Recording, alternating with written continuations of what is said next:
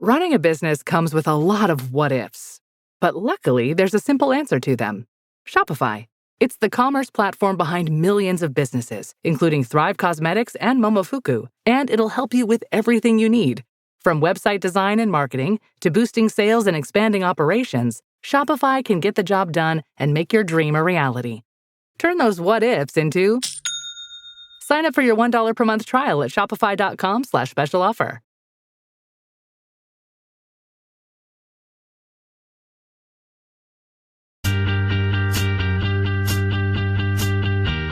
Oh, it's a goal. Who got the assist? Who got the assist?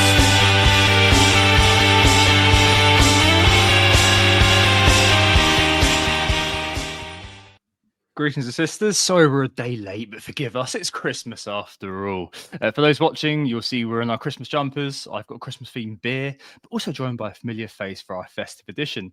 I realised that Sam and I will actually be back before Christmas next Monday as well. So we'll have one more before the day. My daughter's looking forward to more than anything else in her life right now. But yes, joining us is a good friend of the pod, Mark, aka FPL General, joining us for the 8th year in a row on or near Christmas. I think we worked out yesterday that the first year of WTA we didn't do it due to Nick and I being totally unaware of how to remote guest set up. But hey, here we are now. 8 years in, Mark. Welcome back for another year. Trust all as well? Yeah, good to be back, lads. I hope you're both well. It's I can't believe it's been eight consecutive seasons. It's pretty impressive stuff. I'm going to have to come back next year now to get my third hat-trick ball. So you've already locked it in. But as you know, when you reach out to me every year, Tom, it's already in the diary. It's part of my yearly schedule now. Who got the assist? That's when Christmas officially begins for me. So good. Looking forward to getting into it. It's a nice busy time of FPL. So looking forward to getting into all things tonight. Well, Mark, it's a pleasure to have you back on the show. I think since I've only been doing Who Got the Assist for 3 years and I missed last year due to Christmas party, this is only the second time that we've actually done this live as a group, all three of us. So really looking forward to this one. I went back, I was just saying before the recording, I went back to the previous time us three were all in the studio together and our combined rank was sub 1 million. So a little bit of a different story this season, but it goes to show at least at one point we all knew what we were doing. So that's always nice to see. Anyway, as always, we are Who Got the Assist. On today's festive agenda, aside from the Christmas jumpers, we've got plenty of other festive things to get through. Game week 16, we'll have a quick look back at how we all got on, and also have a look at how Mark's rather unique season is going so far. He's taken on a bit of a different challenge, which I'm sure most of you will be aware of, but we'll have a quick rundown on that. And of course, all of the madness going around this time of year. We want to, what we also want Santa to be bringing us, identifying the perfect FPL player for the congested period. A short, I mean, Tom's written in the show notes a Grinch moment from me, but more of a cautionary tale on things to look out for with pre-match graphics. Once a year, we kind of have a bit of a reminder and I go on a bit of a 5-minute rant. So it's about that time of year where I probably do the same thing again as a quick reminder. We'll fill that in very quickly. And then, of course, we'll be moving on to our Christmas shopping list, aka Form Vs Fixtures, profiling 6 players doing the rounds this week before moving on to our 1-week punts, which Tom is, honestly, it's insane form he's on at the moment. So fingers crossed I can catch up, but I might just have to buy whichever player he's picked this week. And then on to captaincy. And finally, moving on to our teams, going into the final game week before Christmas. And then, of course, we've got that barrage of games just afterwards as well to look forward to. So I'm sure we'll be previewing that to some extent. Today is, of course, the 17th of December. It's this Wednesday. So we've got Carabao Cup going on in the background. We've got a few players involved and a few that have missed out altogether, which we might have some comments on during the show. But of course, things can happen during the recording. And we've got Crystal Palace on the Thursday with their final league game in the European group stages. So plenty to still move ahead of game week 17. But I think for now, shall we have a look back at how we got in game week 16? Yeah, let's do it. I mean, it's warm in these Christmas jumpers, isn't it? Dear me. Right. So yeah, top of the shop this week. Me, a huge 97. Won't someone sympathise with me? I didn't get the 100 as O'Reilly and Bruno. Neither of them got a DEFCON. No. Or they think Happy lost his Clooney? No, don't worry, I get it. But yeah, it's a stonking week for me. Up to the top 150k, which is near dreamland considering I was 1.8 million just 6 weeks ago. Ended up failing the marshmallow test, Sam. Used all 5 free transfers, but all with good reason, and they elicited me 25 points profit. So Mateta went to Goo to enable, which lost me 2 points. But hey, you know what? I was leaning towards Raul last week, but ultimately thought, and I think from your prompting, Sam, that I could have a decent bench of 2 centre backs between like Tarko, Chow, and Anderson. So I thought that'd be right for Christmas. Let's go Goo and try to make things a bit better in the midfield and kind of reinvest the money elsewhere. Munoz did indeed go for Nkapi against your advice, Sam, which cost me a few. Or if I bought a Chalobah, I'd be 100 as well. Yeah. Which gave me a 4-point profit because Munoz was obviously injured. Rodon was upgraded to Nico O'Reilly. I was a bit skeptical about him, but ultimately settled on him as kind of the cheapest route in City's defence, which again gave me a 4-point profit with a clean sheet. It's one off DEFCON.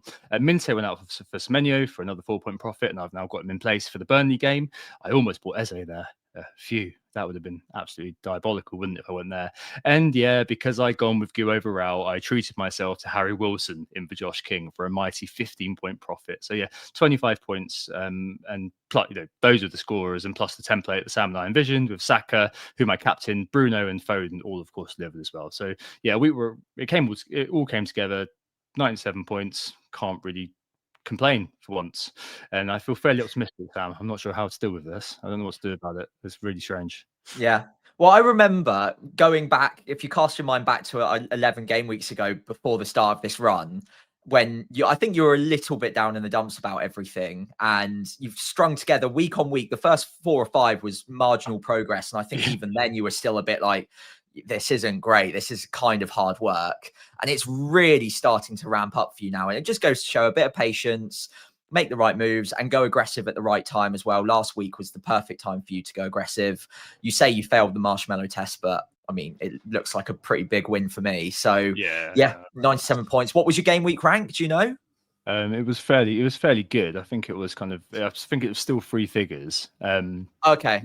Yeah, but it wasn't. It was still pretty good though. I can't remember what it was. Yeah, I'm surprised it wasn't 5 figures, I suppose. It might have been. It might have been, to be fair. If I didn't have to do 2-factor authentication to get into 117k. There you go. So yeah, still 3 figures, just about. Yeah. Oh, woe is me. Woe is me. So, right, yeah, I know. Tiny violin alert. Right, I'll move on to mine because it's not quite as spectacular. 79 points. So it was enough for a green arrow. I did make 2 moves in the end. I brought in Kelleher, which honestly I already kind of regret a little bit. Brentford just don't look likely to keep a clean sheet ever, but we'll go into that later. And I brought in O'Reilly for Senesi, who was flagged.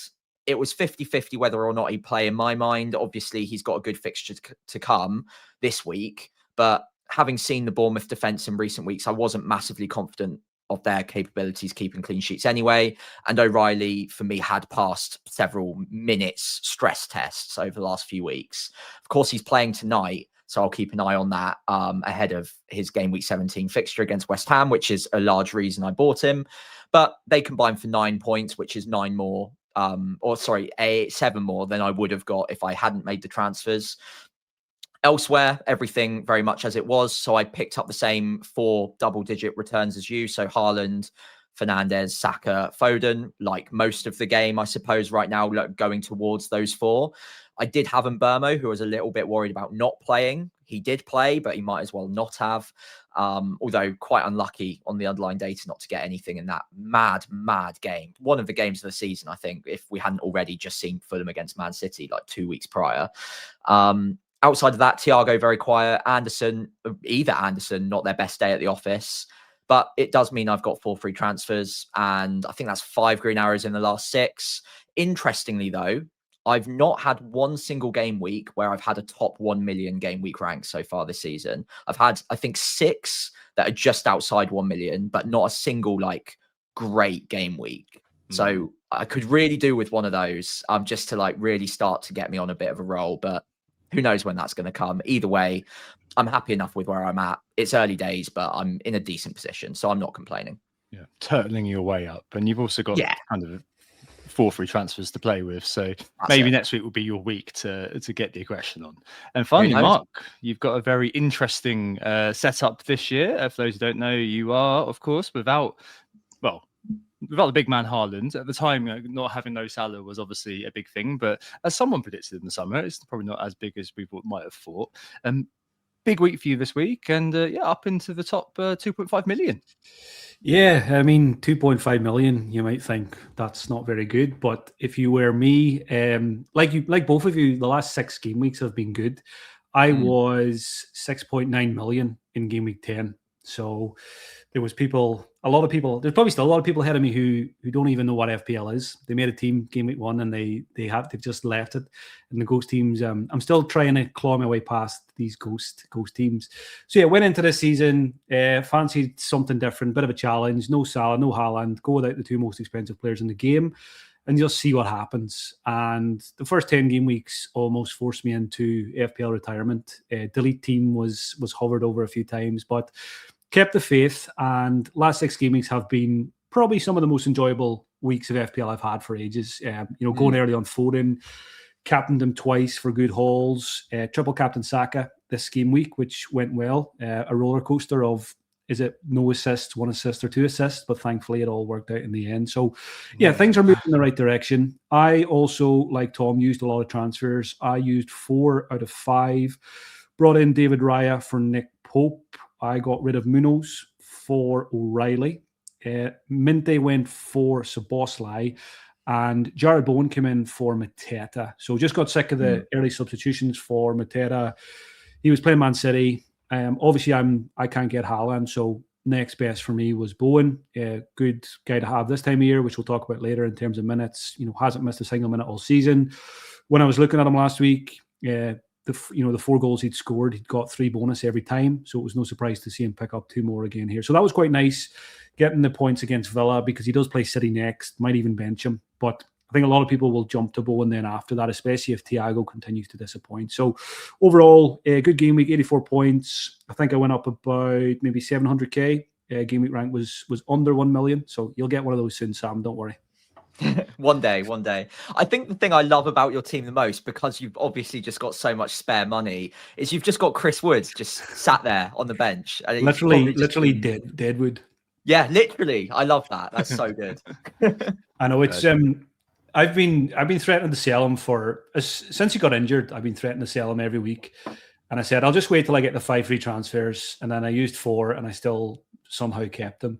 But I just didn't need the money. He will become Mark Gu at some point if I need cash. But the way things are going with Isak and Cole Palmer and everything else, it's a bit of a luxury just carrying that guy on the bench, and he's just draining value from out of my bank balance every week. But I mean, I like Chris Wood.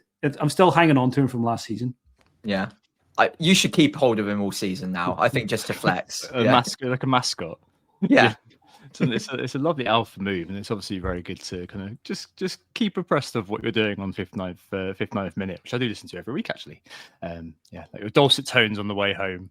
So it kind of oddly fits the winter. I don't know why. I always get odd comments about the podcast, like about my voice. I mean, it's a very soothing voice. It helps me fall asleep, and I'm like, not really sure that's what I want to happen. Or you get random messages from people. Like I remember getting one from a woman one time saying her husband listens to me when he's in the shower. And like, just not sure about that either. So, but yeah, thanks for listening, Tom. And of course, I try and catch you boys as much as possible as well. But probably don't listen to as many FPL podcasts now as I did years ago. I used to be a proper junkie, 2-3 a day. But you gotta cut back at some point. Yeah, we've all got lives to lead at the end of the day. Although I am looking forward to Mark's bedtime stories coming out soon. Yeah, FPL sleep stories. Yeah, that's good. Right. Speaking of having lives to lead, but FPL getting in the way, let's move on to the first agenda, which is calendar madness. Now, next week, I think Sam and I will dig into some details surrounding this in terms of teams and players, because we've just got too much to cover on this edition with Mark. But yeah, as flagged previously, we've got one extra midweek this time around due to FA Cup third round being dedicated been having this dedicated weekend in the schedule, which means there'll be a lot of tired bodies come game week 21, especially those with smaller squads and those who may not be used to midweek weekend sort of grind. So let's leave the players for now. We'll come back to that next week. And maybe we'll mention some here and there in this. And instead think of us poor FPL managers who have to deal with this madness over this period. So to detail this, there's two ways. One is what OFPL have put out, which you can see on the screen if you're watching. And also my own way of looking at it. If you've ever managed the projects in the working world and you're watching, you'll recognize the Gantt chart. Just to talk you through this period, just to underline how mad it is. Don't worry, you can tune out here. I'll give you a headline at the end. So game 17 is this weekend. Deadline is at 11. It lasts 3 days, taking us up to lunchtime, taking us from lunchtime at Newcastle Chelsea all the way through to the final game on Monday, which is Fulham Forest. That's the last game before Christmas. Then we get 3 days for Christmasing, and then on Boxing Day evening, it's game week 18, and deadlines are 6:30. It's United versus Newcastle as the sole game of the day, taking us from that Boxing Day of the Friday to Sunday the 28th. The final game being Palace Spurs at 4:30. Then we get just 1 day before the next deadline of game week 19, which is Tuesday the 30th of December. The 6 p.m. deadline is four games kick off at 7:30. Including Chelsea, Bournemouth, and Burnley, Newcastle. All games are played over 3 days, but really it's 2 because there's no football on New Year's Eve. New Year's Day, there's 2 5:30 fixtures and 2 8 o'clocks as the whole game week culminates in Brentford Spurs and Sunderland City on Thursday night. And then, yes, it keeps going. We then get just 1 day again until it's another deadline, 11 a.m. on Saturday for game week 20 as Villa meet Forest. And the games of the weekend culminate in Man City Chelsea and the sole tea time kickoff at 5:30 on Sunday, the 4th of January. Is it over? No, it's not. Because guess what? We get one more 1 day turnaround. As yet again, we have a 6:30 deadline on Tuesday, the 6th of January. West Ham meet Forest at 8 p.m. that night. Most of the games take place at 7:30 or 8:15 on the Wednesday. And the end of this, to be frank, absolute slug of fixtures concludes as Arsenal face Liverpool at 8 p.m. on Thursday, the 8th of January, after which we have a week's break due to the FA Cup third round. The most wonderful time of FPL managing indeed, but whew. So yeah, if you tuned out a bit there, the headline is simply there's 5 deadlines in 20 days, 50 games in 20 days, or to put it another way, 45,000 hours of football between next Saturday and the 8th of January. Right. Love that. Love that. That's a good note. 45,000 hours of football, did you say? Might be 4,500 actually, but never mind. Okay, right. I was going to say, wow. I mean, either way, that's a lot. That's a lot of football to be getting through. I mean, will no one think of the content creators? Honestly, it's just madness. How are we going to squeeze it all in? Yeah, I mean, it's the best part of the year, though, right, guys? Like this is why we like FPL. The madness, the having to think on your feet and reacting quickly. This surely is why we play the game. Yeah, this has always been the most fun part. I say fun, it needs to go well for it to be fun, but at least the thought of it beforehand, just deadlines coming thick and fast. If things don't go well, you've got the 1 day turnaround, we go again. It's very easy to bounce back after a bad game week when you don't have to stare at it for a week, or the dreaded international breaks are always the worst. So I didn't actually realize how many just 1 days we have in between game weeks. So it's going to be pretty intense. We've obviously lost the bonanza Boxing Day games, which is frustrating. It used to be the best day of the year. Just sit on the sofa all day long, eat, drink, and just don't move. But just one game, and the deadline being 6:30 on Boxing Day is a bit odd as well. It's certainly one that's going to have to be set as a reminder in the phone, because that's one that's easily missed. But bring it on. I think every FPL manager will need a holiday come 8th of January. Looking at that chart. How many days break do we have after 8th of Jan, Tom? Is it like 10 days or something? I think it's the 17th of January when we come back again. I mean, it is just going to be, it's going to, I think that because you've got that extra game week tacked on, it's just going to feel even more mad than it ever has before. And as Mark said there, like setting an alarm is going to be so important for a lot of people, just because, I mean, normally this is the time, the 3 game weeks in a week that we had a couple of weeks ago, that it tends to be when people start to drop off.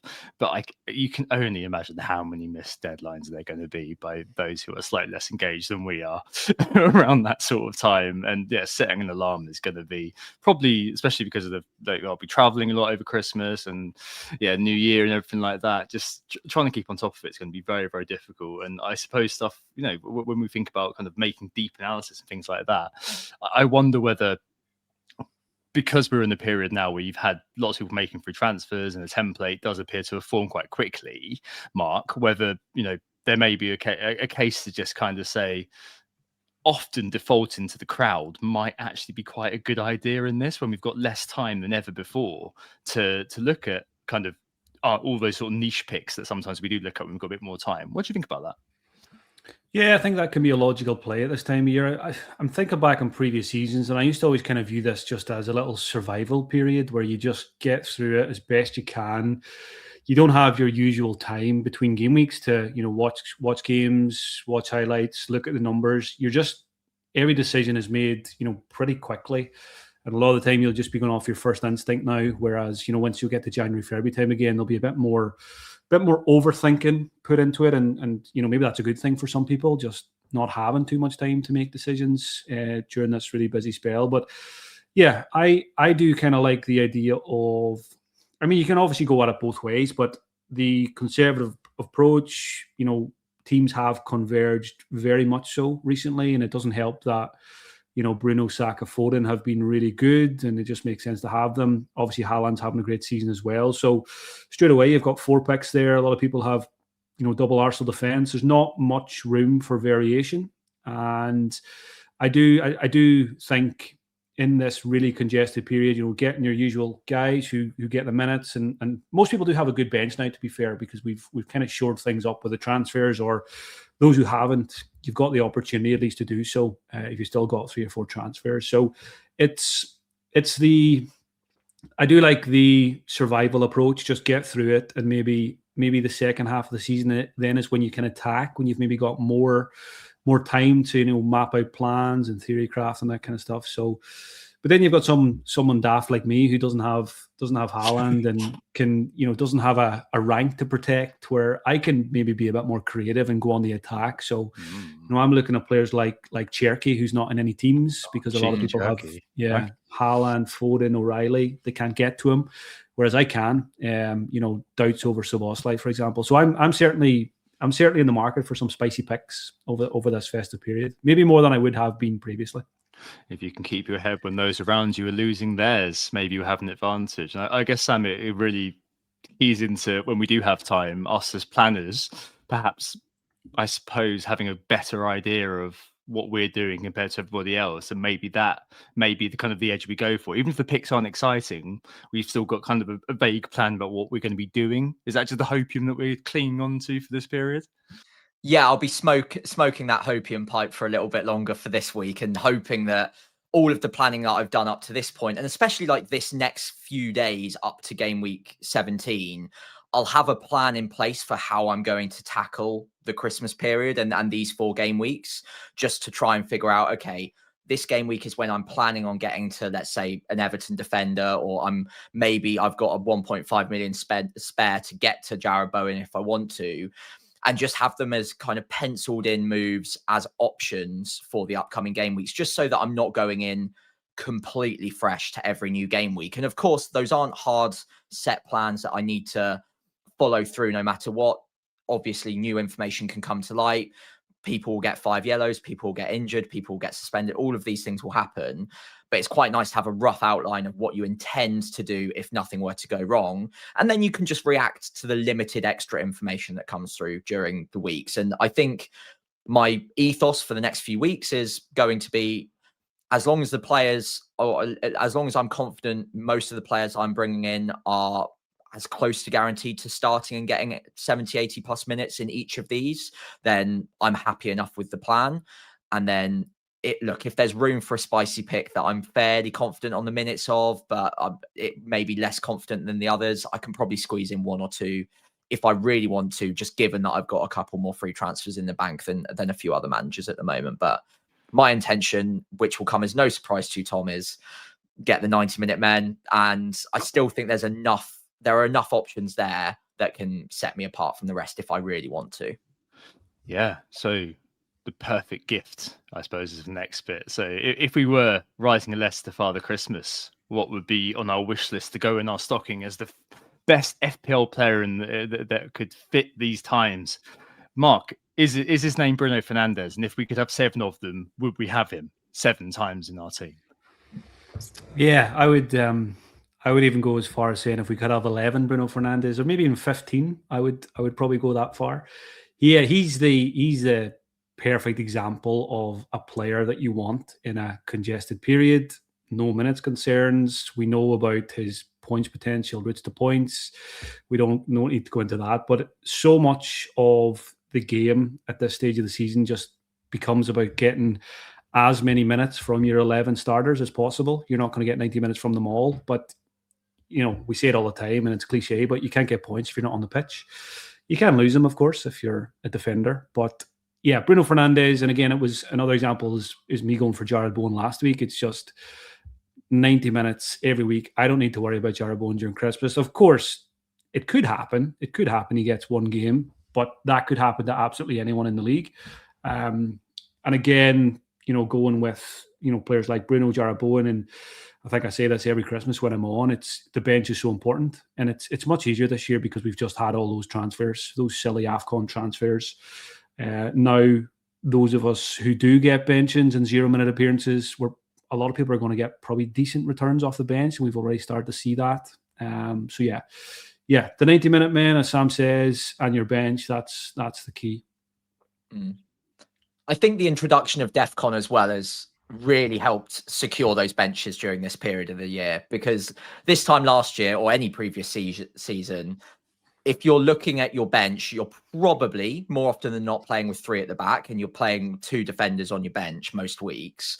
Previous seasons, those defenders, it's not ideal getting them off the bench because it tends to be your 4.0 option, maybe a 4.5 as well in there, that generally speaking, you're not getting that much out of them unless they just happen to have a great run of fixtures. Even so, you're not expecting all that many miracles from them. This year, though, I'm perfectly happy going into this period with like Rodon, Anderson, if I need to. Michael Keane would be another good example. There's plenty of other 4.5s. Because of the addition of DEFCON as well, it just raises that bar for them that little bit higher, to the point where, okay, I get a random benching. I need to rely on Anderson, even if he's, I don't know, away at Newcastle or whatever. Okay, well, he's fairly likely to hit DEFCON. Same goes for Rodon. So yeah, I'll have a bit of that, and I won't panic about making transfers just to secure that starting 11 quite as much, because I'm just that little bit more comfortable with those bench options, and their floor is a little bit higher. Yeah, I think it's just what you said the other week, Sam, about this importance of not having to look at the team sheet for your players. And reflecting what you said, Mark, a minute ago, it can happen to any player, but it's where you've got a 99% confidence, like from a player like Jared Bowen all the way back to players like Anderson and Van den Berg, where you're like, well, if they don't play, like it's probably like you can't double second guess the fact that you brought this player in to be that bench man or to be that kind of solid starter over the period. I think it is the fact that we've got that extra 90, that extra kind of set of games at the very end, which probably kind of sends this into a slightly different sphere than we ever had before. And the teams playing tonight, for example, as well, in the shape of Newcastle, Fulham, Man City and Brentford, like their Christmas onslaught has kind of started now. There was some rotation for City, a little bit for Brentford, a little bit for Fulham, and a little bit for I can't remember what the team was now. Newcastle. A little bit for Newcastle as well, but it's not loads. And I think it will. You will at some point be bitten. It's just a case of getting that bench in order. I think the phrase "going goo deep" may come out a few times, which obviously is an interesting one around Christmas time. But hey, there we go. And I also wonder whether there might be kind of, I don't know, maybe a renewed value in this idea of if you don't really have enough information to do anything, it might be the case of that importance of doing nothing thing that we've spoken about on this pod so many years, Mark, that sometimes because we're probably not going to have all of the information, we don't know what the deal is going to be with press conferences. It might be that, we have scant information, you get that on the Arsenal website, there may just be an injury list that comes out, or like some remarks from Arteta that get reported that he's just sent through to the press officer. And sometimes it may just be that, you may want to make a move, but actually just make do with your bench if that's the case, because having that information, having the extra free transfer could be much more valuable than making a move and snookering yourself the next week, because I found that out many years to my chagrin. Yeah, if in doubt, do nout is often, a very effective way to play FPL. And given that a lot of us have already shored things up and freshened the team up, and the benches are, we've probably got benching headaches already. If you're you probably got to go into this little spell as well, probably aiming to bank, at least once or twice, just to give yourself that little bit of flexibility going forward as well. And you probably already can because you've set yourself up to do so. My bench this week, for example, as we'll see soon, is I think I've got Virgil and Bowen on the bench because some others have better fixtures. Yes, I've got Chris Wood, but that's just my only dead spot. I'm always going to have, as long as there's no, suspensions or injuries, 2 very usable bench options for this busy spell, and I think that's a good piece of advice. I think two good bench options is a good number to aim for. You don't necessarily need to have 3 unless you've got a very spicy team altogether. But don't ignore the bench at this point in time if you know it's needed. You might want to do something really exciting in your starting 11. But if it's a bit of a sideways move, make sure you shore things up because there will be mass rotation. Yeah, indeed. Attitude to risk, though. You mentioned spicy picks there a couple of times. For example, next week I'm looking at buying Ekatike, for example, for Wolves and Leeds in 18-19, despite it being a min's risk. That sort of thing I think could set you apart if people are playing quite carefully, I suppose. And I'm always down for a bit of calculated risk here and there if I possibly can. And there's a 5-day gap between Wolves and Leeds, by the way, just to preview next week. So that's actually okay. But Sam, I know that you're not an unrisky manager, but you are a bit more cautious than me. Do things kind of does the needle really move towards that kind of the blue side, the cool off side more than ever before during this period? It probably does more for this time of year than any others. I think there's plenty of times to attack and go after the spicy picks. And I'm not someone who's going to say don't go after Ekatike next week because the fixtures are crazy and the payoff could be massive. But for me, the worry would still be there that it's not going to take much for him to then be an issue again in your side. He might be okay for those 2 weeks. And because they're both plum home fixtures, I'm going to be tempted as well. I might have the money spare to move Thiago to him. And it's something I might get involved with, but I wouldn't want too many of those risks long term in my side. So maybe a couple of weeks of it and then a plan to get away from him. As long as that's baked in, I can probably get on board with. But obviously, that's just one example. There are loads of different players out there that you might be looking at.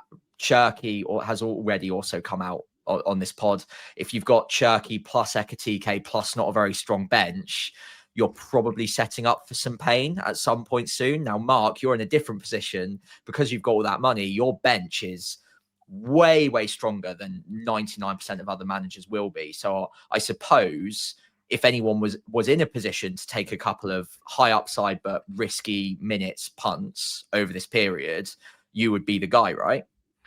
Yeah, and I think I need to follow through with that. This is probably going to be my only ever experimental season. So this is a little spell where I should have as much fun as possible. Traditionally at this point in the season, I would be looking to roll as much as possible. I would not be buying Ekatike. I would not be buying Cherky. I would just be playing as conservative as you can be. And just like I said earlier, getting through it. But I don't really care. My rank's terrible. I'm really enjoying the last 6 game weeks. I want that to continue. I've got a taste for very big green arrows and I'd like those to continue. So I probably won't roll a transfer at all over the next couple of weeks. I'm just going to jump around, mainly midfielders, I think. The way I've set things up, Bruno, Saka, Foden, and then I've got Mbeumo to sell this week and possibly the Szoboszlai injury to deal with. So I really like the idea of having those 2 midfield spots for the next 4 or 5 weeks and just jumping around. I've got 5 good defenders, so even if there's an injury, I don't need to make a transfer there. I've got David Raya in, so I just leave him there long term. And Thiago and Bowen, as long as Thiago's not injured or anything like that, even if his form doesn't pick up straight away, I'm just kind of content having those 2 up front for the long term. So I am going to have more fun this Christmas FPL-wise than I have before. And fun might not equal green arrows and points, but at least in the run-up to the game week, there'll be a lot of excitement. Bit of retail therapy, bit of Christmas shopping. We would like it, or I guess Boxing Day sales by the time it comes around, right? Yeah, I'm not going to wait for January sales this year. I'm going to pay the premium. Yeah. Do you think there's anything you'll take? Sorry, this is slightly digression, but I think we've got a bit of time. Do you think there's anything you'll take from this season into how you'll play next year, Mark? If this is your only experimental season, right? Yeah, I think the main takeaway is probably just get Erling Haaland next year and just make life a wee bit easier. But no, in all seriousness, yeah, there will be. It's actually been. I find it quite interesting, just playing differently, even if it's only slightly differently, because I do end up having a lot of the same players, as the template and the other content creators, etc. But it's kind of has, I think, maybe not just yet, but when I look back in the season, I think it will give me a different perspective. I always do a bit of a Gameweek review and kind of dig into what went well, what didn't go well. And I think one thing that has drilled home to me is just how important captaincy is. I've probably always done fairly well over a course of a season on captaincy, but I couldn't hit one to save my life first 10 game weeks. And when you've got a captain like Haaland doing well, then it's like double pain. Your own captain blanks, and then the other one just smashes, and you're just 30, 40 points down almost every game week. And that's what I'm trying to claw back now. But yeah, there definitely will be some good takeaways and learnings from me, I think, this year. There's definitely been some bad luck in there, but there's certainly been, I've been slow to certain things as well, not getting on double Arsenal defence, first 10 game weeks and stuff like that. And, maybe having a wee bit too much faith in certain players. But I'll probably deep dive into this season more so in a season review than I have done in previous, because it's definitely given me a different perspective on the game and things like that. So yeah, it's been enjoyable. Lovely.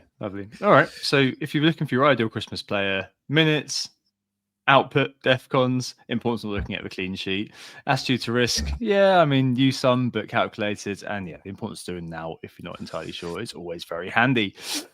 Right. Grinch time.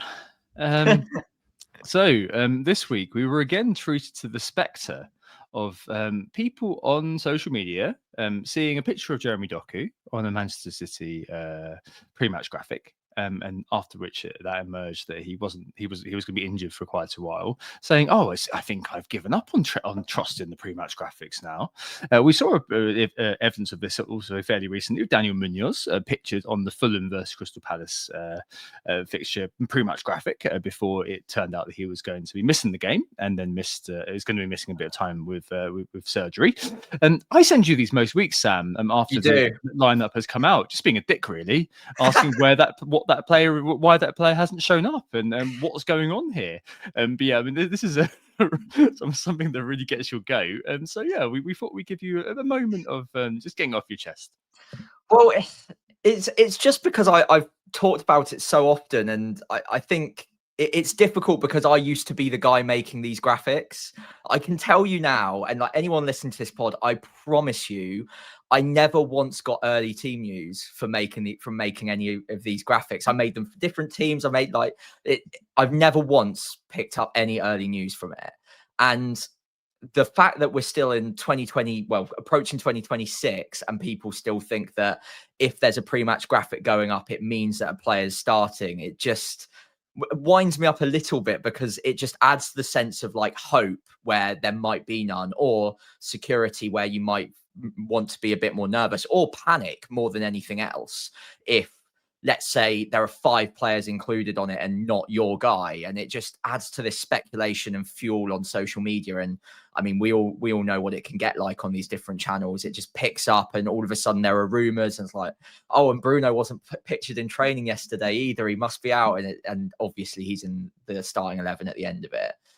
To, I guess, play devil's advocate for one brief second, it's been a while since I've done these. So I guess there's a world where someone like Mikel Arteta, who loves getting involved with that sort of hijinks in the pre-match stuff and taking players' photos away from the selection, clearly that's on the agenda for their photographers. There's an argument that maybe he's had a sort of a memo sent out to graphic designers saying, you know what, if you reach the week, the day of the week where you're posting the graphic or creating the graphic, and there's a doubt over a player, just, have some fun with it and don't let what you think might happen dictate. But even if that's the case, even if it has all changed since I last used to do these, what graphic designer in their own right mind would actually out any early team news using the team graphic? That would just be loss of job within minutes. Like, there's just no way that anything you can see on a team graphic is going to lead to any sort of secure team news, because either A, they don't know, which I'm telling you right now is 99% of the time, or B, they do know who's starting, which would be very weird for a graphic designer to be let in on the early team news. But if they did know, it's more likely than not that they're going to try and mess with the graphic to a point where they're throwing a bit of a spanner in the works for anyone trying to read the tea leaves there. So I just ignore it. The only possible way that I'd maybe take it on board is there are some players who clearly manage their own social media feeds. Enzo Fernandez, I think, is one where there is a bit of a pattern of he will personally post a picture of him on his story in the lead up to a game, and there is a bit of a pattern of like him starting equals Instagram post going up. But even that, I think, is speculation at best. And I honestly, the sooner we can just ignore this, the better, because the amount of people who still, you included, Tom, send me the graphic and like, oh, this must mean thingy starts. I do it I jokingly. know you do right? it as a joke, Seriously. but yeah, it's just a wind up. I don't So- miss doing the graphics either. It's pressure. Oh, we've got 5 loads of deadlines in 20 days. There's so many graphics I can send you. I can't wait. Happy Christmas, Sam. By the way, have you noticed what's Boomo doing in the team in the pre-match graphic? Right. Yeah. So yeah, even less information that we can trust than normal. No pressers, no pre-match graphics, no nothing. But yeah, don't trust those guys. Right, on to the Christmas shopping list, which we've awkwardly rechristened Form Vs Fixtures this week, and we may well do next week. In terms of this, 6 players to run through who are in FPL Manager's thoughts ahead of the game week ahead, and also for the next few weeks. The very first one, of course, is Antoine Semenyo. Is he the apex 1 week punt? So many chance in people's pockets, Mark, and a few targets in and around his price. Should managers treat themselves for Antoine for Burnley? Short answer is yes. I've earmarked him for a wee while. I've like many enjoyed his points at the start of the season, and then he tailed off a wee bit. I was hoping he wouldn't score against Manchester United just to keep him on the down low. But when you see Burnley at home for any attacker, it makes a lot of sense to at least think about buying them. So I knew Brennan Boom was going to be heading off at this point, and I just feel like Semenyo is the easiest, most obvious replacement for him. And I like sticking to a plan in FPL. There's plenty of other exciting options out there, which we'll talk about as well.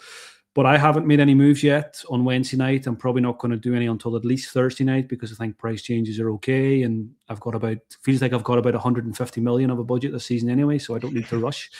But yeah, Semenyo, I like him not just for Burnley. I like him for Brentford the week after as well.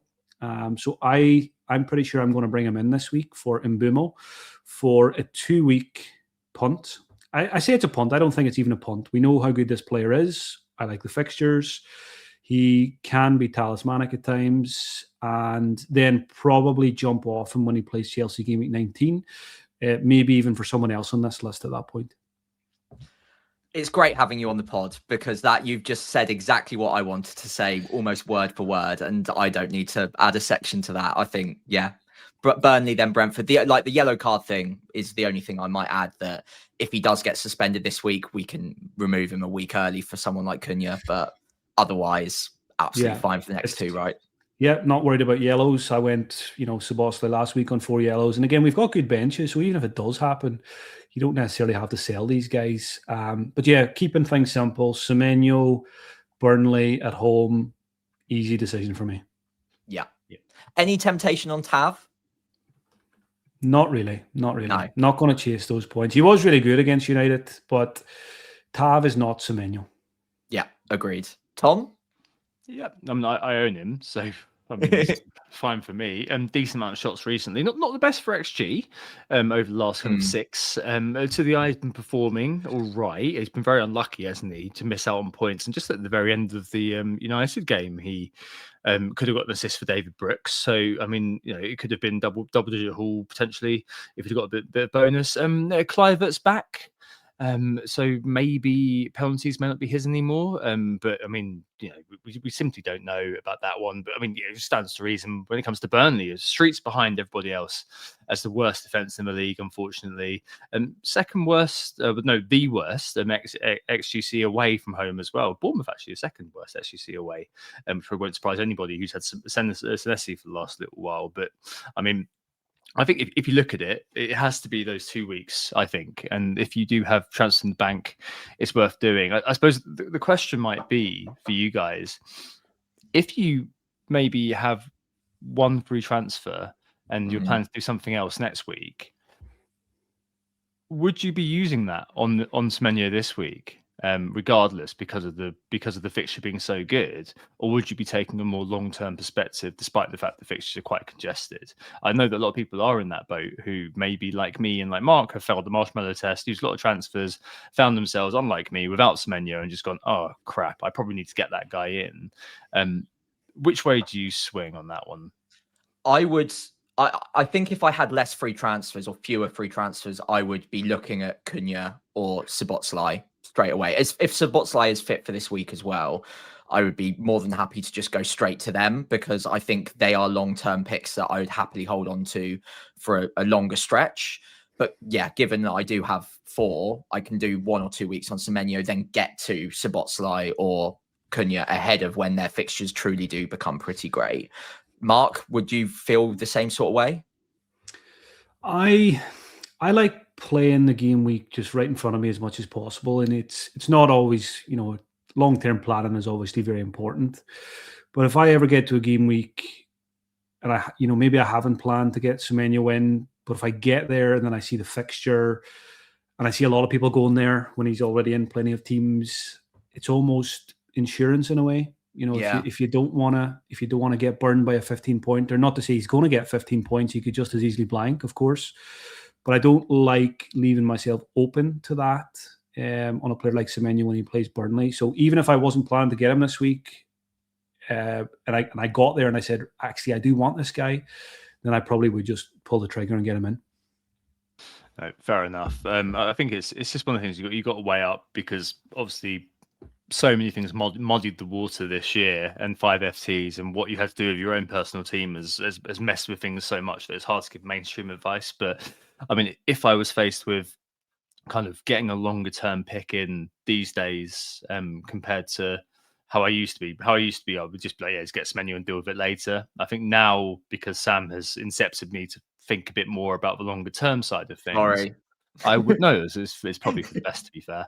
I would probably give a lot more consideration to Acuna, and I showed it last week, right? Because I could have. I was talking to you about it, Sam, wasn't on the Friday. I was like, I really could get Eze in for the Wolves game, and how would I be feeling now if I hadn't done that? So sometimes it is worth thinking about a little bit. I mean, I'm not saying, obviously that's just one example, and it might all kind of factors point to Bournemouth doing over Burnley, but all factors points to Arsenal doing over Wolves. You just can't know sometimes. But as Mark says, I mean, it's put yourself in that position to be lucky, and don't expose yourself to that risk if you possibly can.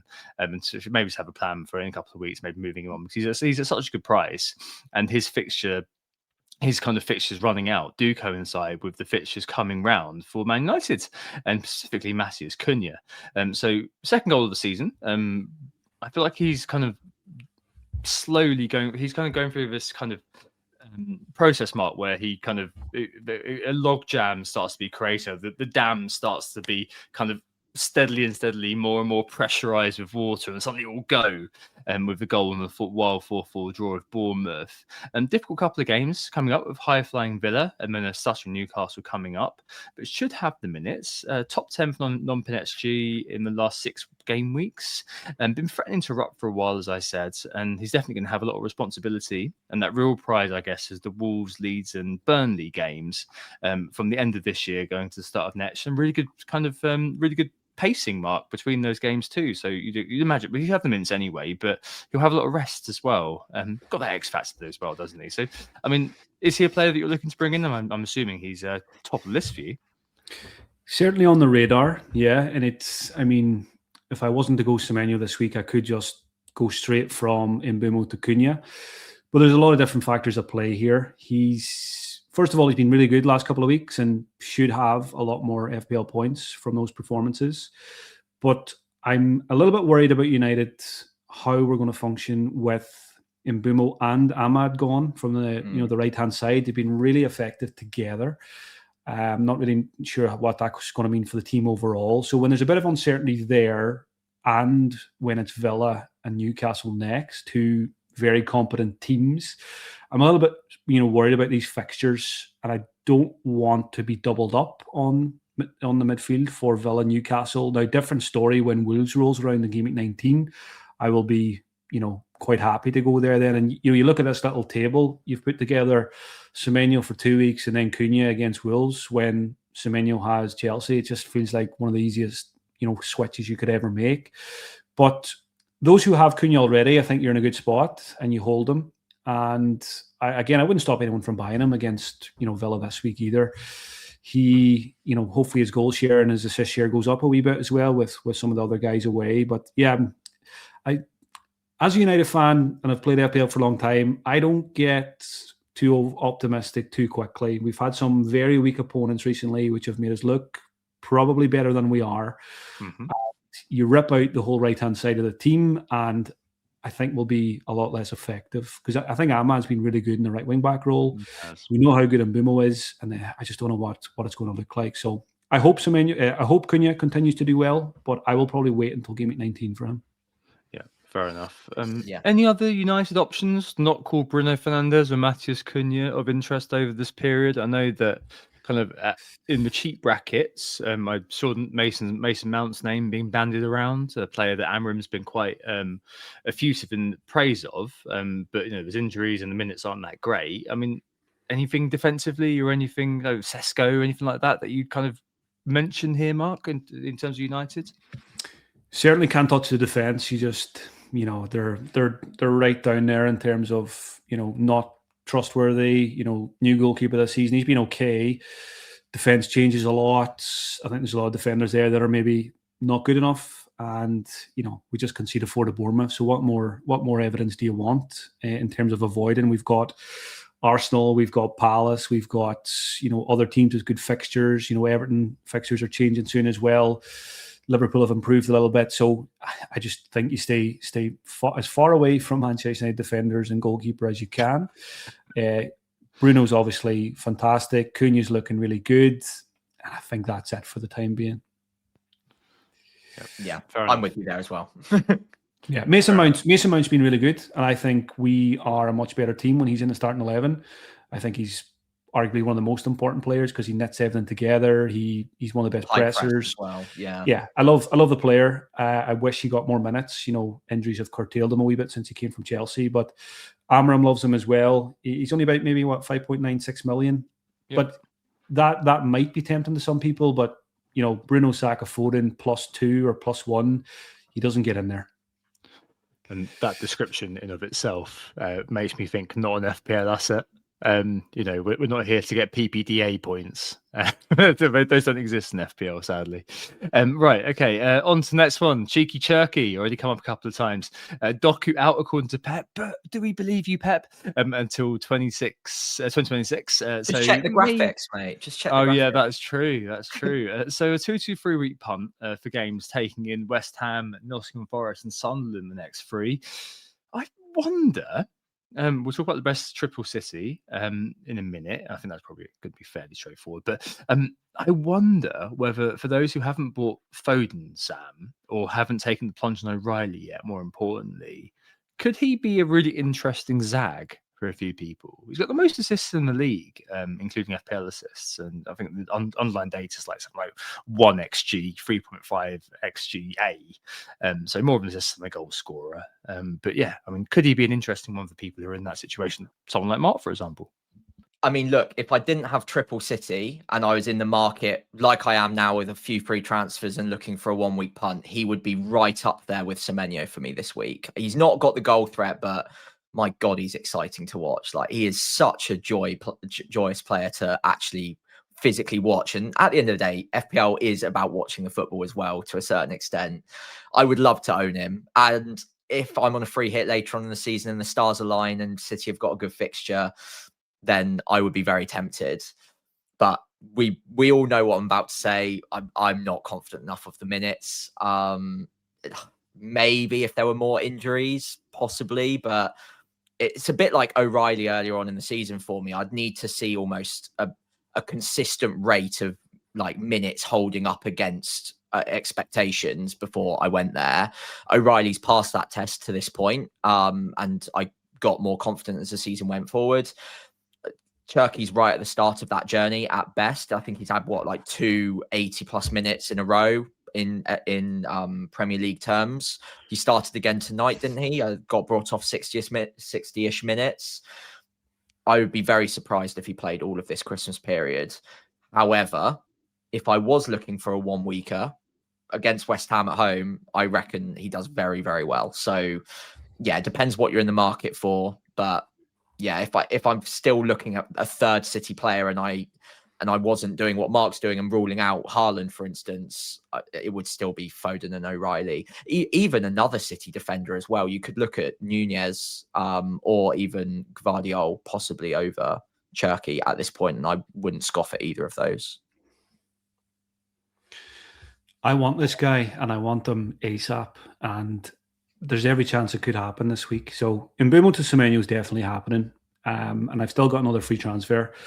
Szoboszlai is a doubt, although sounded fairly positive today that he's recovering well and they're hopeful that he's going to be available for Tottenham. And it's funny, I think this is, again, I'm allowing myself to have more freedom this season. If I, go back to this time last year, if I just bought Szoboszlai, I would not be selling them for the next 4 game weeks. But I am very excited about Cherky and the prospect of owning him when a lot of other people will not own him. That's there's not many positives of not owning Haaland, but one of them is it does open a door for a Cherky when a lot of people's doors are already closed because they've got O'Reilly, Foden, Haaland. And I just love the player. He's been so fun to watch. I've been aware of him for a couple of years just through some other fantasy platforms. So I'm not surprised to see how well he's settling in. I am fairly bullish on his minutes. I'm not going to say he's going to play every game or start every game, but I just think the way he's playing at the moment that he kind of has to play as much as possible. Doku does seem to be injured. Pep's not rotating as much as he maybe would have done in previous times. And yeah, it's funny because I bought Szoboszlai last week. I built him up in my mind all week. I was really excited to own him. Then he blanks, then he gets a knock, and I'm already, just looking at shiny new toys. And that's definitely part of the 5 free transfers we just got. So even if it comes out on Friday that Szoboszlai's fit, I still think I might just jump and just do what I want to do and just do what's going to make me the most excited for the weekend. And that's owning Cherky, who is an absolute joy to watch. He's got a high ceiling. Foden, Cherky, O'Reilly seems like a pretty good triple up to go against the Haaland owners. Yeah, break the box, Mark. Break the box. Have that 1 year when your voice becomes less soporific and more excited and more enthusiastic. You want that Friday when you're like, well, you know what? I'm actually buying Cherky, and everyone kind of wakens from their slumber with a start. No, I think that sounds awesome. I really hope you go that way. Speaking of Szoboszlai, let's do Liverpool's main man, Ekitike, or I'm going to call him Palindrome from now on. Write his name out front to back and write his name up back to front, and it spells exactly the same. That's Hugo Ekitike. Back-to-back double-digit returns and price rises to complement it. And Spurs, Wolves and Leeds, the final 2 being at home. And the good spacing as well. It's just so appetizing. I wish I'd get there this week, but definitely in the mix for next week. Similar to kind of what you were saying about Cherky playing very well and just probably needing to play. I mean, Liverpool need points. Isaac stuttering. Surely it's all coming up, Hugo. Last year underperformed his data, actually. This year was overperforming, last year was underperforming. But that last year was only really his first year as a solid starter after a fairly nomadic few years in his career. Football manager players will know he was at PSG, and before that he was somewhere else. And I'm not sure you can read anybody reading the tea leaves, believe anybody reading the tea leaves on him, because we simply don't know. This is kind of second year as a kind of a full-time pro. What we do know is he was top of the shop for underlying data in Bundesliga last year for Frankfurt, which is really cool. And that's why why the Premier League, Champions League clubs are in for him. And doing right in the data, not massively so. 1.8 XG, 4 goals in the last few. There may be some who may be saying, if he hadn't got back-to-back braces, may not be looking at him. But the fact is that Wolves and Leeds, 2 home fixtures back-to-back, is huge. He was always an option. So it's almost a bit sad. We've spoken about this already with Semenyo. It's just a bit sad that he's done that, because many more will be interested now. I just wonder whether, Sam, because people are going to need to do surgeries to their teams or lose highly owned players. So for me, I'd have to sell Thiago to get there. And potential Mins risk, does that make him maybe too rich for some people's blood? I don't know. I'm willing. If I had to make a decision tonight, I would be definitely doing it. But I've got an extra week to think about it. What's your view on Ekitike, aka Mr. Palindrome? I mean, I think there's a half decent chance that we're sat on the pod on Monday and I'm discussing whether or not I actually do buy him ahead of the next 2 fixtures. I think, although Spurs is a decent fixture, it's a nice enough excuse for me not to just jump in on it immediately. It's like I said near the start of the pod, it's a very anti-me pick for this time of the year. Maybe later on in the season I'd be more bullish, but it doesn't really suit the way I like to play at this time of year. Just the minutes are quite, I suppose, I was going to say patchy, but actually with the injuries they've got, Salah not being there, maybe we should be a bit more bullish on the minutes. Maybe they're not that bad. I mean, he did pull up with a bit of cramp after 70 odds in game week 16, which might, again, be a little bit of concern considering the fixtures do come thick and fast. But the upside's there. He's shooting on sight. And like with those 2 fixtures, you want a little bit of the Liverpool attack. And I mean, I might be on Szoboszlai this time next week anyway. But out of the 2, I would definitely prefer the genuine Liverpool attacker rather than one that can at times even play right back. So yeah, I suppose the bigger discussion is one from last week as well, where I'm just not massively convinced on the value for the forwards this year. I mean, Ekitike probably will need to get a couple of returns to be good value for money most weeks, like 8.6 million when you've got, I mean, in isolation, 1 return a week for 8.6 million is obviously very good. But when you've got the likes of Foden, Bruno, Saka, Haaland to all squeeze in anyway, then it's quite difficult to also find a route for Ekitike that also provides value for money elsewhere without sacrificing too much. So, yeah, I might have 1.5, 1.6 million spare this time next week, and it might be a fun little 2-weeker for me. But I would do so with caution. At the risk of sounding like I'm speaking from privilege, I have all those players, and I've also got Semenyo that I can sell to get to them. So it's kind of doable for me. But I mean, it's doable. I can get there, but it's how many sacrifices are you making? I mean, it's the only the sacrifice would be Thiago, who has Bournemouth. I think it's Bournemouth and Spurs, 2 home games. So you'd be taking that on with Ekitike for a couple of weeks. We'll maybe discuss a bit more next week, but at the moment, I'm very keen on him as a short-term pickup. As a man without Haaland, Mark, I mean, this surely is gold dust to you. Yeah, you would think so, but I'm struggling to get there with Ekitike. I felt like Sam was me there just talking. I'm like just nodding along. I feel exactly the same. The forwards, the value. I like having a stacked midfield. I've got the way I've kind of set things up with the 4 transfers. I've got that really fun stacked midfield that I can move the pieces around. No, it's not too difficult for me to get to Ekitike. Obviously, I could cut ties with Chris Wood, and it's not a massive stretch. Would probably need to be a -4 though next week if I use my 2 frees this week.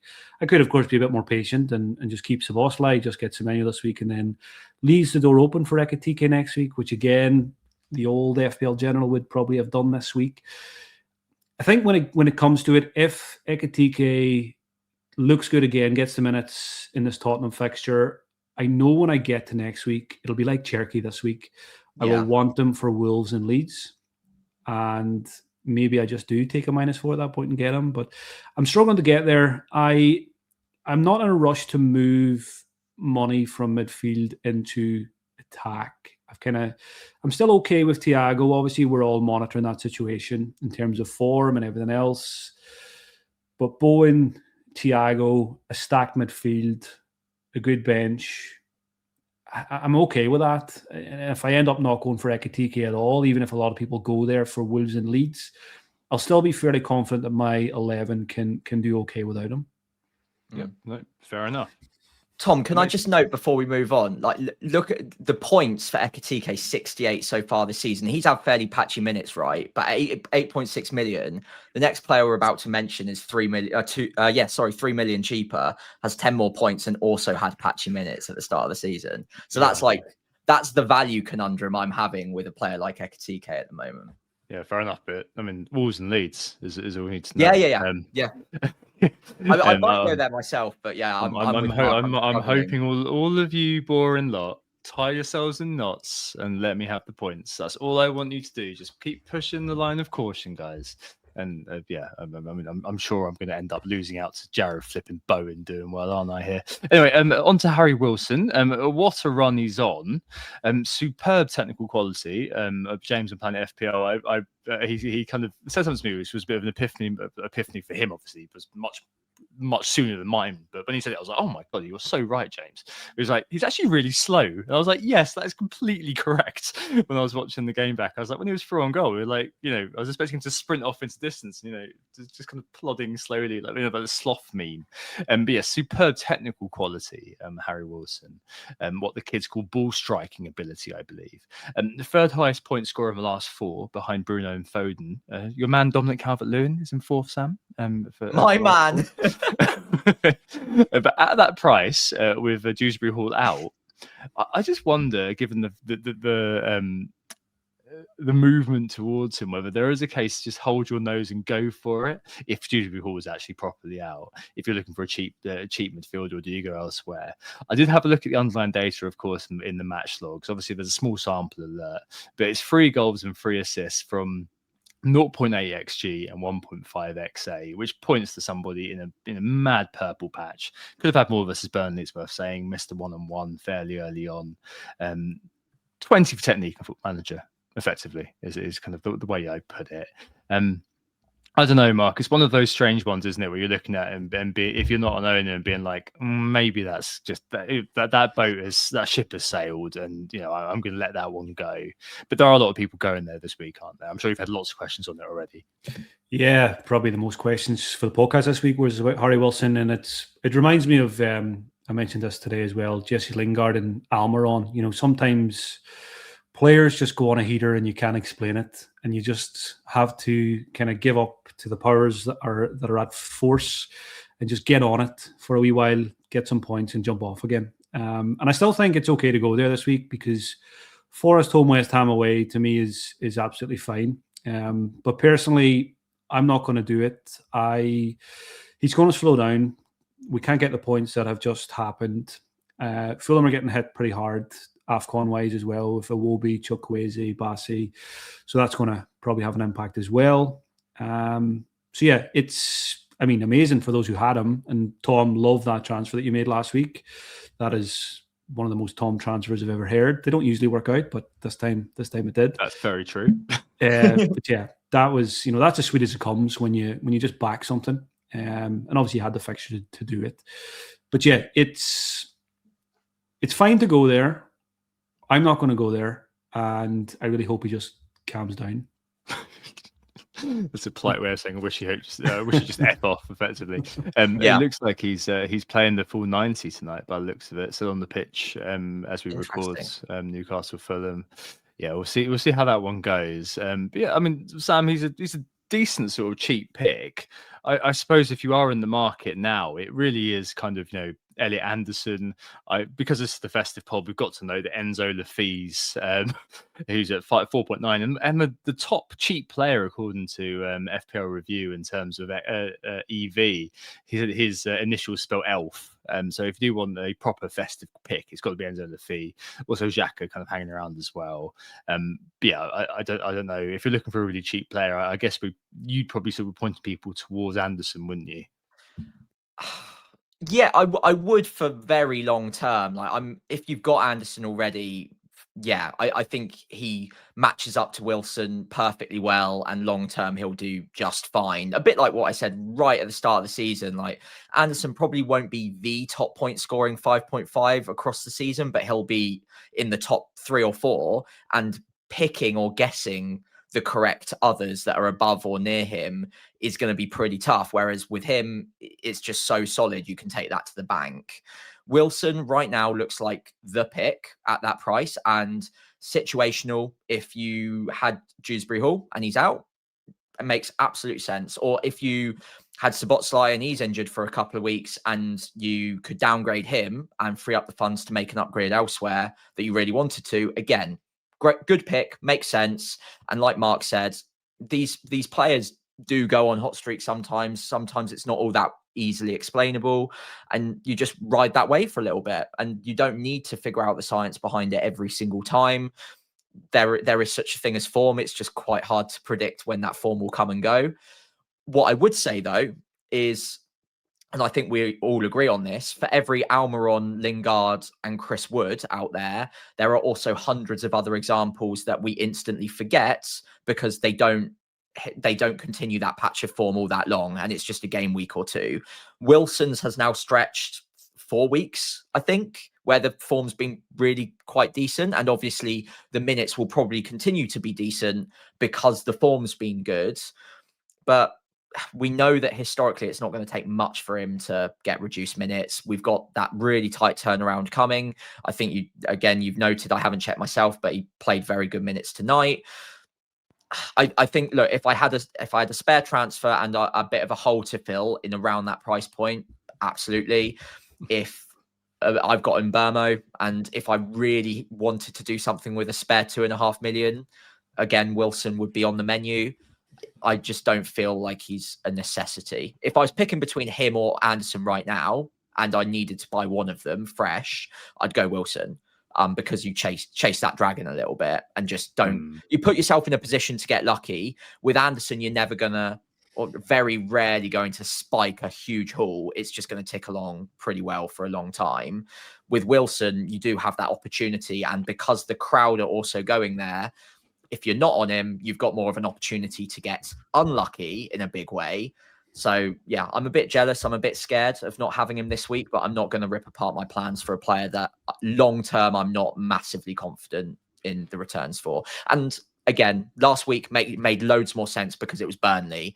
This week, it makes slightly less more sense because Burnley's gone and it's Nottingham Forest. And then the week after that, well, you've only got one fixture left in the run. So I don't know if the ship sailed, but it's less appealing than it was this time last week.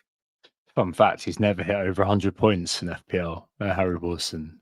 Wow. Yeah, I'll need a cheap. This year. Yeah, maybe. I'll need a cheap player next week. So I'm looking forward to debating Enzo Lafie and Xhaka. Anyway, let's leave that one for now. Final one here. Chalobah, I was like 1,000,000% Mark convinced he was in your team. I don't know why. I've got no idea why. I think in my head, I just heard you in your accent saying Trevor Chalobah. I'm not going to do it because that'd be really insulting. But in your accent, in my head, I'm sure that you've said several times Trevor Chalobah, and he was in your team and he scored lots of points. And I was completely disabused of that notion today. But yeah, I mean, he just keeps rolling along, doesn't he? This year, I mean, he's just been the bane of my existence in my mini league, and just can't stop scoring points. Yeah, I wish I had him in my team. It's he's been nowhere near it, and that will probably continue, much to my demise. He's just, it's like Mark Gahey at Crystal Palace. They're so frustrating if you don't have them because they just keep doing it. It's so obvious to just go and get them, but you know what happens if you do, and that's when he'll start to tail off. But he's gone up to 5.5 now. He's fairly expensive for compared to what he was at the start. Having a great season. Chelsea have turned out a very good number of clean sheets, but I would say they've been fortunate on quite a few occasions to get those. Watching the games, they very often nearly give it up.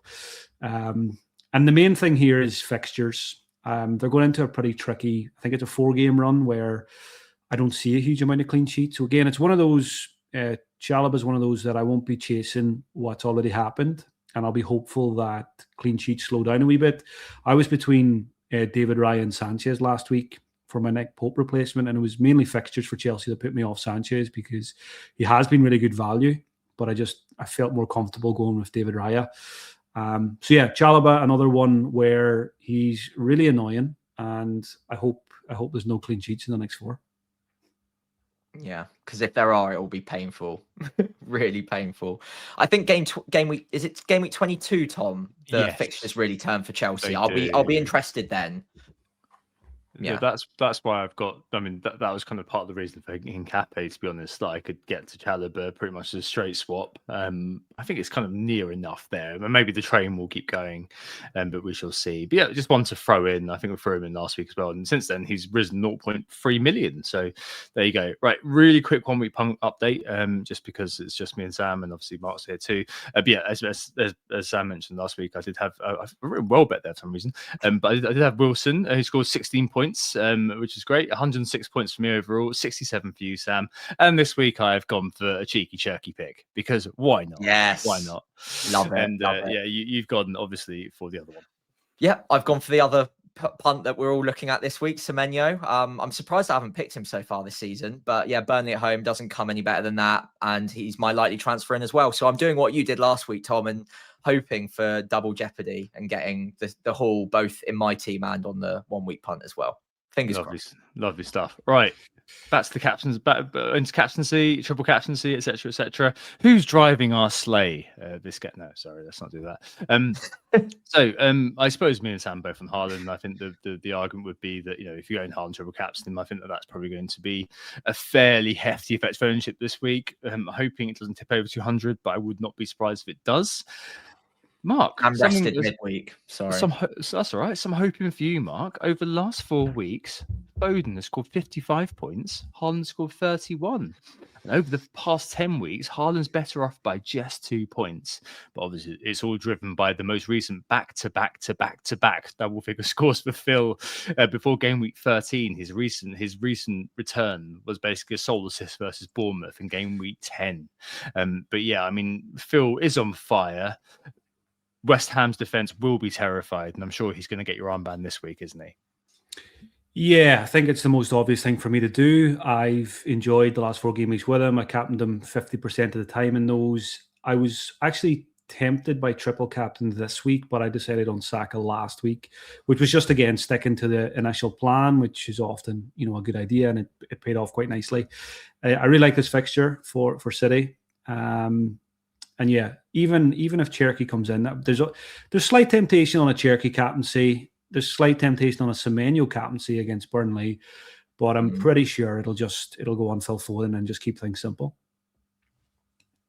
I think any of those 3 are great. I'd be tempted on Semenyo as well, personally. I think that could work out nicely, but yeah, love it. Yeah, I guess there's also Thiago potentially. I mean, more be chance than Haaland over the last 6, but that obviously includes penalties. And the only thing that I would say on this is don't vice captain Foden if you captain Haaland. Just it's good practice, just in case something happens to that game. There's a freak storm or something in Manchester. Just we've seen it happen before. Just bear that in mind. But there'll be more than enough good vices on there. And if you have your triple captain to go, I think this probably is a good time to do it. Honestly, yeah, nods all round.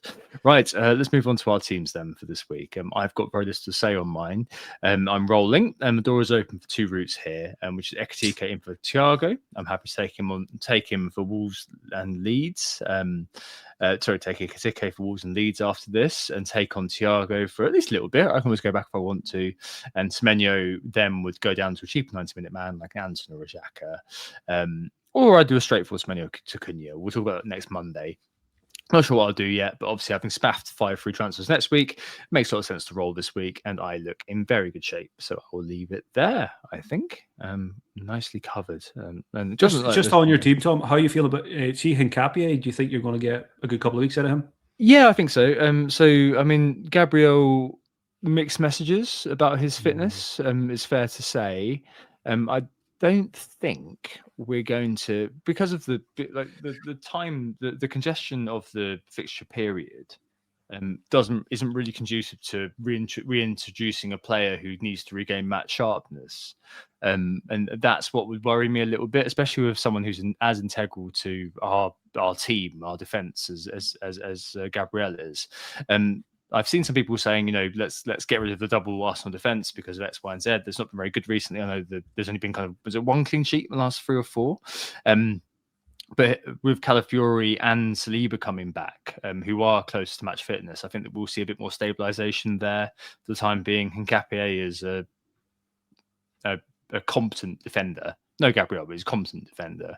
Adam Pritchard on Clash Correspondence did point out, lacking a bit of leadership, but there we go. I think that, probably we might see Gabriel start to be reintroduced kind of around early January, so maybe game week 21. But I suspect kind of around game week 22 is when we'll kind of start to see him come back. That's kind of my own hunch. It's not based on anything at all. It might be that Gabriel's kind of back on the bench this weekend, and then I'll be looking over my shoulder a little bit.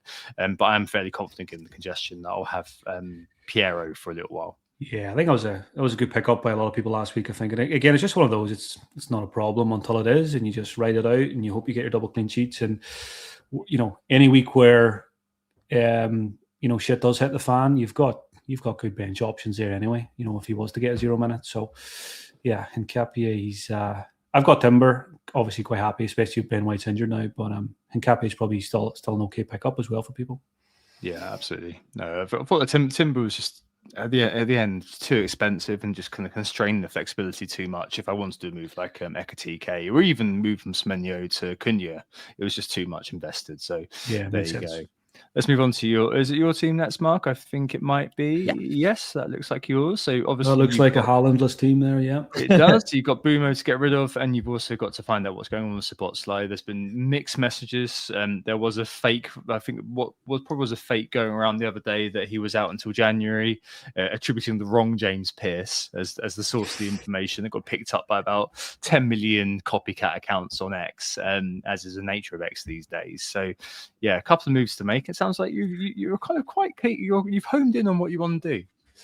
Yeah, and I always feel like when things go well, I've got a lot more clarity and I'm a lot more decisive. So first 10 game weeks were a disaster and you're just scrambling, you overthink everything. But look, because the last few weeks have been good, I want to get Semenyo, I want to get Cherky, and I'm just going to do it, I think. And I'm going to captain Foden, and hopefully another green arrow follows. But I know this week's going to be tricky because, triple captainers on Haaland. I expect him to do well this week, as I do every week. But it's still possible to get green arrows without him because I've got a pretty good team. So at the moment, 2 free transfers available. Raya Timber, double up. Hopefully that goes better this week. Senesi's back, which is good for the Burnley fixture. O'Reilly and Anderson currently in the starting 11. So I've got a 4-5-1 at the moment. Saka, Bruno, Foden, as most teams have, and should probably try and get to if you don't already have. Foden has the armbands. Mbumo goes for Semenyo at some point this week. Szoboszlai, I kind of hope it doesn't come out that he's fine, because then I'm going to second guess myself.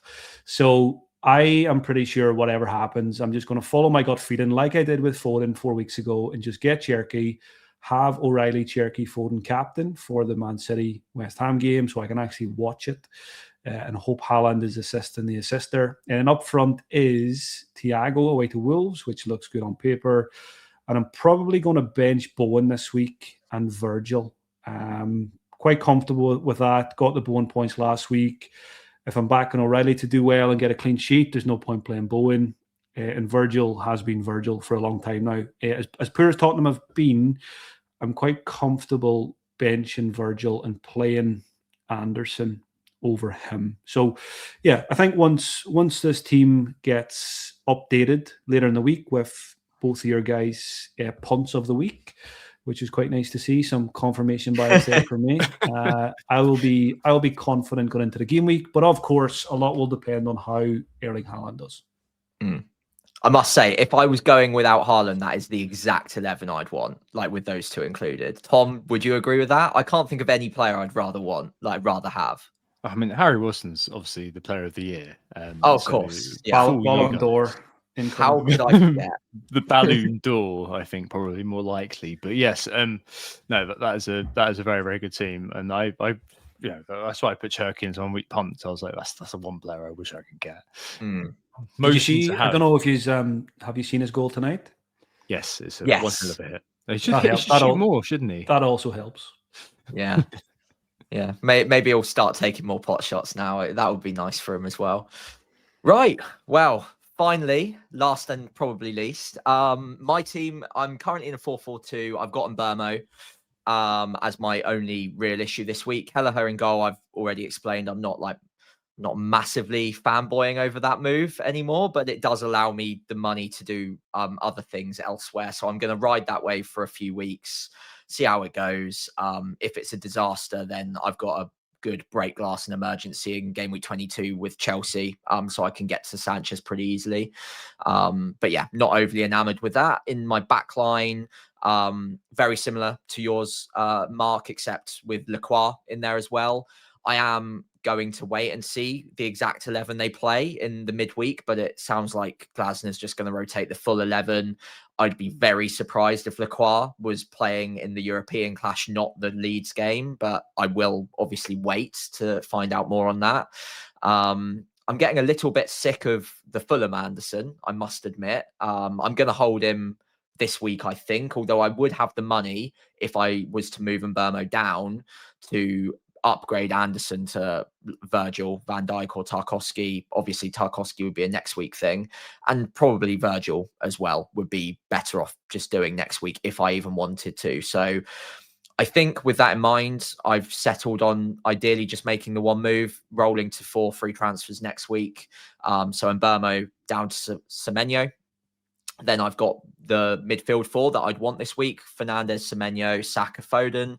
And then up top, the same 2 as most other people. Haaland with Thiago gives me 1.4, I think, in the bank if I make the move before any price changes. And I don't think there's any time pressure on that over the next couple of days. So yeah, 1.4 could get me from Anderson up to an Everton defender next week. Or it could get me up to Van Dijk even if I wanted to. Could also, with a little bit of shuffling elsewhere, get me to Ekatike pretty easily, or Jared Bowen next week if I wanted to. So yeah, I like the flexibility that is coming because there are some good fixture swings on the horizon. And yeah, with 4 free transfers next week, I can have a team that I'm looking forward to this week as well. So yeah, fingers crossed it's that big green arrow I'm patiently and less patiently waiting for week on week. But yeah, I'm fairly happy. Yeah, I mean, I can't fault it really. I think next week's probably the time when you'd be looking at bringing in palindrome or bringing in kind of something to try to not force it exactly, but you'll have this 4 free transfers again. It does feel like Boomo out this week is the one. Yeah, really. Well, obviously that's the one. And then beyond that, you're so well set that you don't have to worry about it too much. Same as last week. Mark, the only thing that kind of strikes me looking at Sam's team, sorry Sam, we'll come back to you in a second. And the only thing looking at Sam's team that gives me the willies very slightly is that I don't have any Palace defenders. I'm just hoping that Leeds are able to carry on their stupendous home form. Basically, that's all I'm going to be doing. Just ignoring that game entirely. Hopefully, it's hidden in the rest of the games this weekend. Oh no, it stands out on its own, doesn't it? Oh no, it's an 8 p.m. Oh no, hang on, Everton and Arsenal playing at that time. Okay, that's fine. But all I was doing is just continuously checking for the Leeds goal. Hopefully Calvert-Lewin does us all a favour. Your man Calvert-Lewin, Sam. You'll be fine. I until this minute, I kind of forgot how much of a threat Crystal Palace defenders are to people who don't have them, because I just had Munoz for all season until I sold him last week, so I never really need to worry about not having a Palace defender. So yeah, Lacroix has reminded me here that Leeds do need to score this weekend. That's another one I'll be keeping an eye on. And yeah, Calvert-Lewin's been doing his best Brazilian Ronaldo impression the last couple of weeks, so hopefully that continues and hopefully he gets through another game without picking up an injury. Sam, you've left yourself in a really strong position with team's already great. 4 transfers next week sounds amazing. I'd be struggling to figure out improvements that you can make. And And this week, the only thing I'd have a headache over this week is which Anderson to play. I don't think that's a straightforward decision. Yeah, I was going to ask you guys the same thing. Like, is there a benching dilemma here between the Andersons, possibly even Lacroix as well, arguably? Yeah, not much in it between any of them. Any Always play preferences Lacroix. there? Always play Lacroix. Yeah. Let's not even get into that. Okay. Between the two Andersons, then, what do you reckon? What's Fulham defensively, if I remember correctly? Like, you always think of them doing okay. I think they're kind of mid-table, something like that in the XGC. I can't remember what They're it like is. 1.29 XGC per 90, something like that. Yeah, I can't remember what it is at home. What their XGA is at home. I'm pretty sure their home data is not that bad. Again, probably mid-table. Let's face it, Fulham are that sort of team where if you go, mid-table, would probably be about right. They both can get DEFCON, aren't they? you'd think, yeah. And then Anderson is very much a ball meets head midfield defender, whereas Anderson is that has that capacity for upside. So I don't know. I'd probably play the Forest guy. I think. Okay. And under Dyche, they're Forest are a revelation, aren't they, Mark? Yeah, I'm gonna go for another vote for the Forest Anderson. They've just been very good last couple of weeks. I expect him to score in this game. So there goes the Anderson clean sheet. And then it's just a question of, can Anderson chip in with something? Just a wee cheeky assist somewhere, which he definitely can. Fulham are losing quite a few to AFCON, which I think will have an impact. So I will say it's a coin toss. It really is a coin toss. And hopefully you don't get punished too badly either way. But I like Elliot Anderson over Joachim Anderson this week. To be fair, there's nothing in it for me. I even if I do get punished, Tom will know this better than most. I don't get too angry with my benching points. At least I've got them, I suppose. So, and knowing that it's as tight as this, and even you guys are struggling to pick it as well, I won't lose sleep whichever way I go with it. But yeah, one way to avoid getting the Anderson decision wrong is just bench both and play Rodon and go for 0-0. Yeah, that's true actually. I don't mind Rodon this week, to be fair. If Palace are in any way leggy, although if they're rotating the full 11, they might be okay. But yeah, I don't mind Rodon. Defense at home, Sam. Are they still fourth best? Wow, they are. I feel like they've fallen off the cliff recently, but maybe not. And more hopium if you do plan this. So this is what I'm looking at, playing Andersen, is that Forest the second worst XG away. But I mean, a lot of that's so noisy because you've got Ange and you've got Nuno and you've got all the other people within that. So I think Anderson is the way to go there. But yeah, looking strong, everybody. Let's hope for another green arrow this week. Yeah, fingers crossed. And I think that brings us to the end of our festive edition of Who Got the Assist. It's been a pleasure as always, Mark. Obviously, just the second me and you. But yeah, eight in a row. We'll have to get you up to 10. I think that's got to be the goal now. We'll get you the hat-trick ball next year. And then we're looking for the decade of Mark Christmas pods. That would be quite special, I think.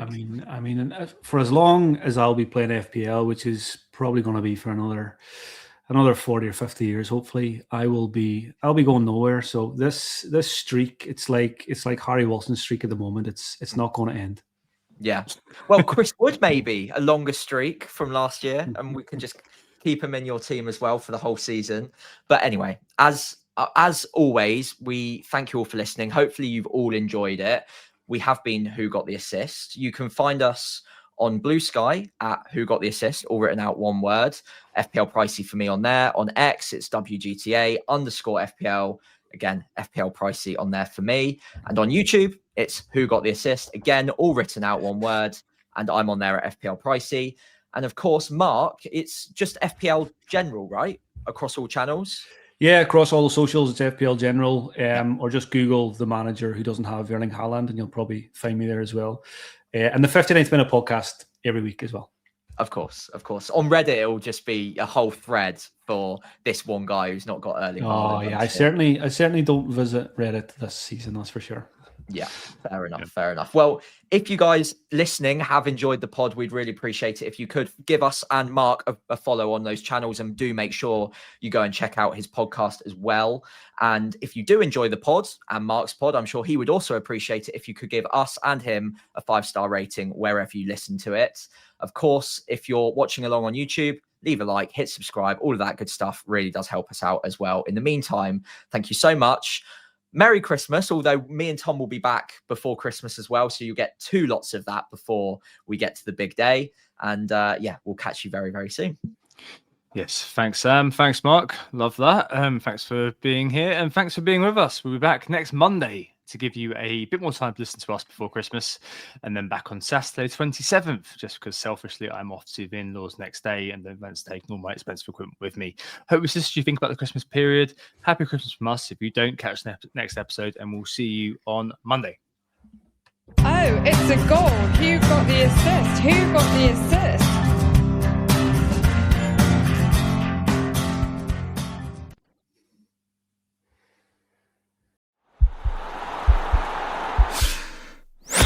This podcast is part of the Sports Social Podcast Network.